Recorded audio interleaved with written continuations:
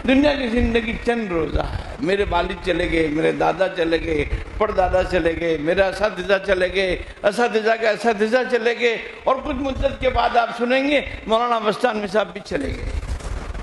जाना जाना जाना तो है ही नहीं। कुल्लु मन अलैहा फ़ान व यब्क़ा वजहु। अस्सलामु अलैकुम व रहमतुल्लाहि व बरकातुहू।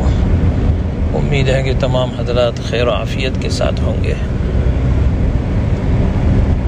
ख़ादिमुल कुरान वल मसाजिद हज़रत मौलाना ग़ुलाम साहब मस्तानवी नव्वरल्लाहु मरक़दहू दार फ़ानी से दारुल बक़ा की तरफ रुख़सत हो चुके हैं।